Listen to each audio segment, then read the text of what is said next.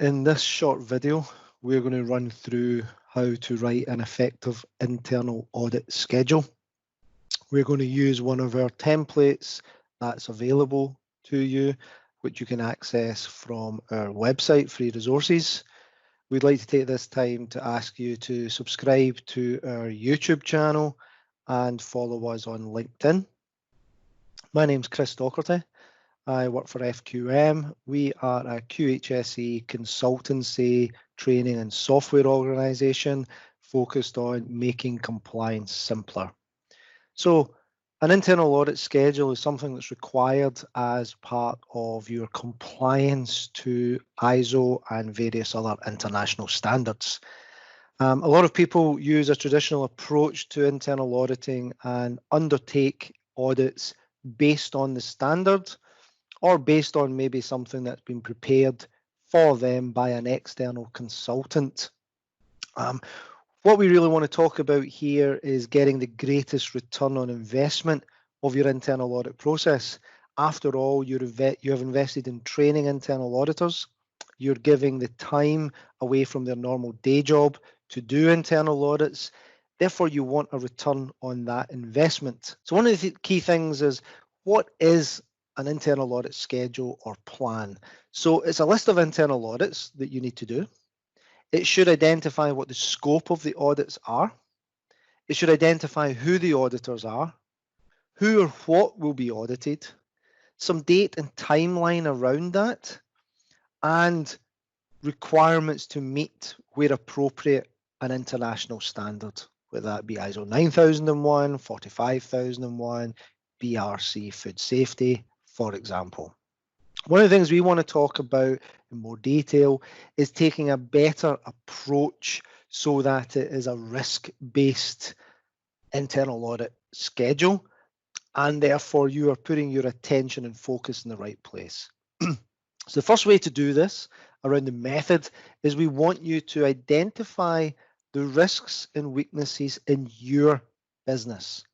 Not something I can tell you, not knowing your business, not something really an external consultant can do perfectly well. You know your business. So put a small team together to have a small session, 30 minutes, 1 hour, shouldn't be any longer than that.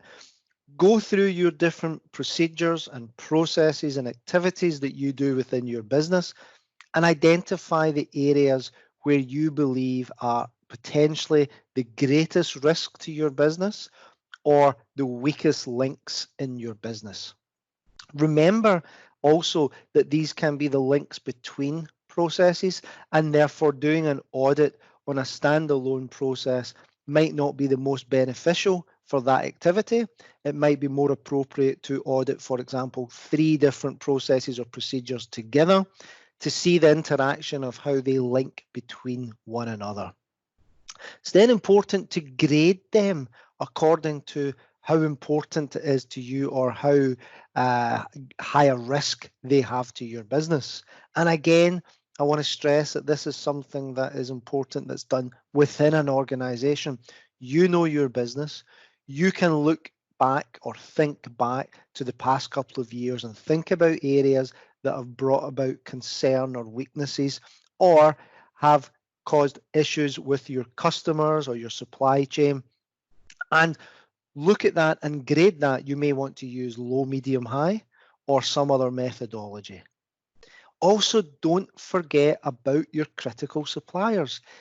Critical suppliers, if they're a fundamental part of your business and they potentially could cause additional risk or weakness in your workplace or the services you provide to your clients, then you must consider them as a critical process within your business.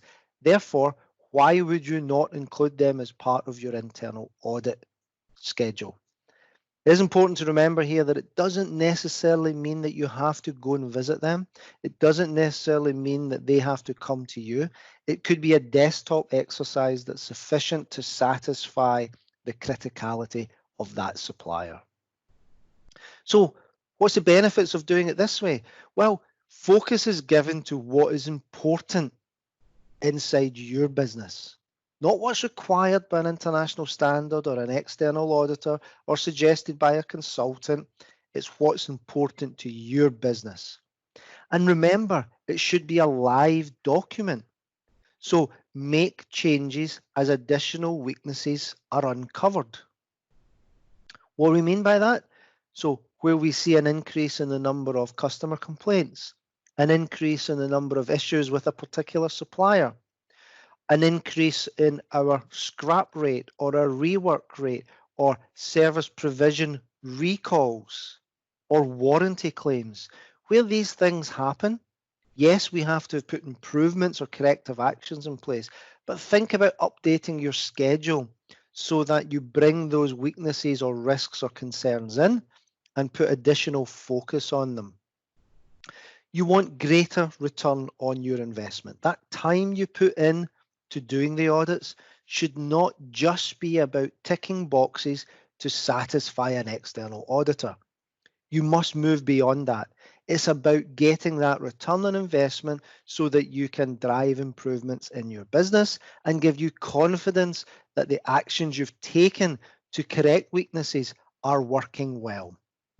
It also means you can focus less on multiple audits. So less audits with more focus.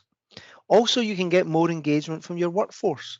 Rather than doing these audits based on what an ISO standard has said or an external consultant, let's do the audits with the people in your workplace, for the people in your workplace. Let's give them the opportunity to report areas of concern that they know about. Often the people doing the work are the ones that are experiencing the higher risks, the concerns, the face-to-face interactions possibly with unhappy customers, the face-to-face interactions with always addressing supplier issues.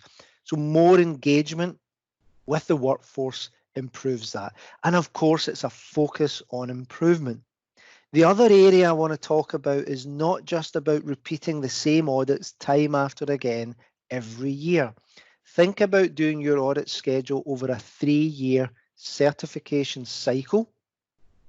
And when you look at your audits and your processes and risks, think about grading them and making a case for how often you should be auditing them. So low risk things, maybe that you don't have to audit them at all if you've got a case not to, or maybe you're auditing them once in a 3-year cycle.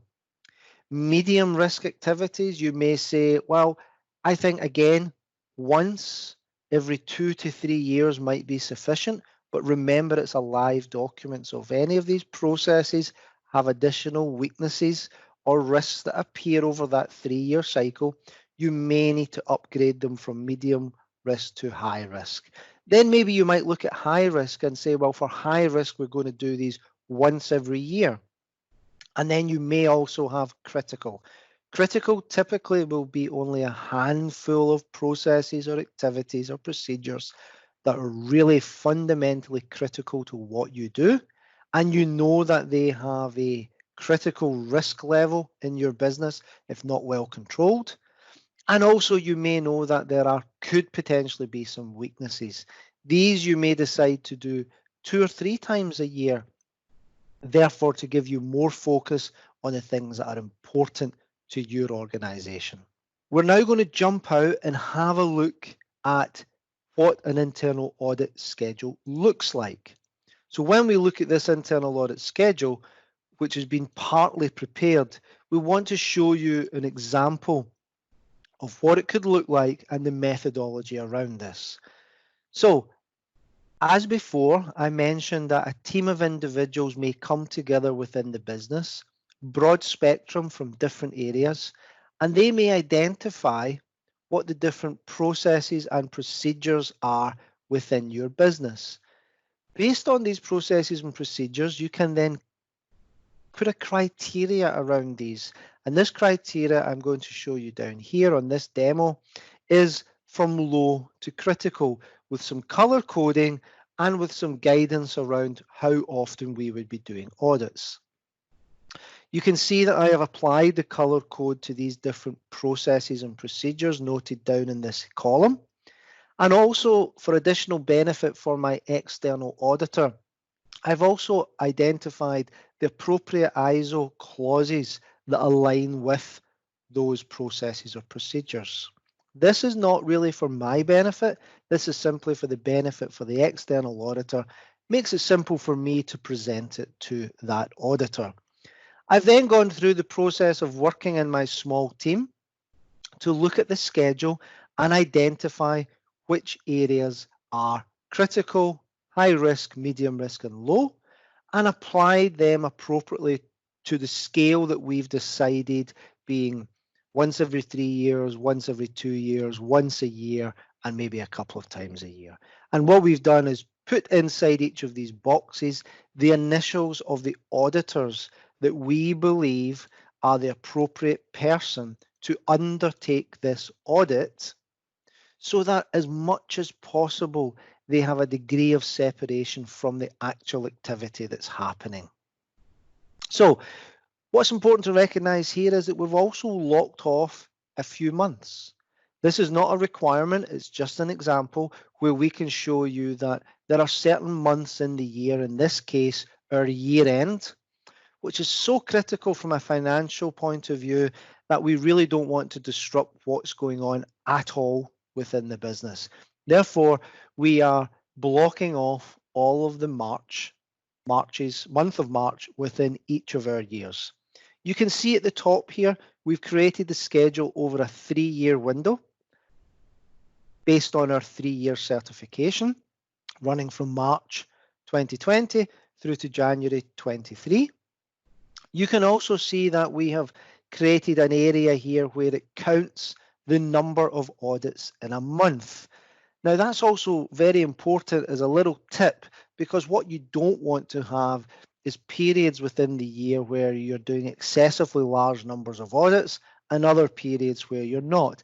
Ideally, you want your audit schedule to be rolled out across the full year. The best process of delivering these audits is minimal amount of interaction regularly. So what we're looking at there is maybe 30 minutes, possibly 1 hour maximum for each of these audits, unless they're grouped together.